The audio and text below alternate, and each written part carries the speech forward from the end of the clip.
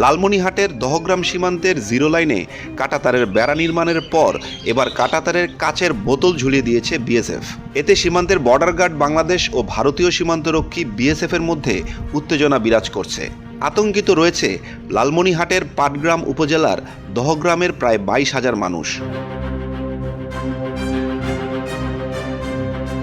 বাংলাদেশে আমরা কিন্তু এখানে সবসময় চলাফেরা করি এবং আমাদের এই জিরো লাইনে এখানে আমাদের বাপদাদা 14 গোষ্ঠীর আমল থেকে এখানে একটা জিরো লাইনে আমাদের রাস্তা আছে দিয়ে আমরা এখানে বসত বাড়ি মানে জমি জায়গা আবার সুবাদ করি, সব কিছু করার পরেও কিন্তু আমরা এখানে সব কিছু এখানে রেস্টে থাকি। বাচ্চা কাচ্চাও আসে, এখন ওরা যদি আসে তার কাটা নাড়ে, বিএসএফ এখানে থাকে, ওরা হয়তো ওখান থেকে ফায়ারও করতে দিতে পারে। আমরা ভয়ে অবস্থায় আছি যে মাঠে আমরা কাজ করব। এখন দেখতেছি যে ওরা যেভাবে কাজকর্ম শুরু করছে তাতে আমাদের খুবই একটু মানে ঝুঁকিপূর্ণ, ভয় ভীতির মধ্যে আছি।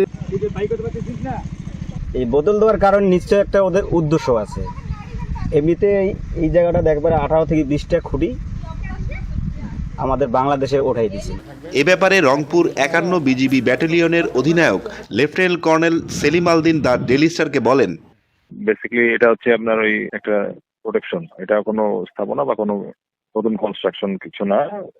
এখানে একটা মেজার, প্রিভেন্টিভ মেজার নিয়েছে, সো এটা আমরা বাঙালি বা আমাদের কেউ যেন এটা তুলে নিয়ে আসতে না পারে রাত্রের অন্ধকারে।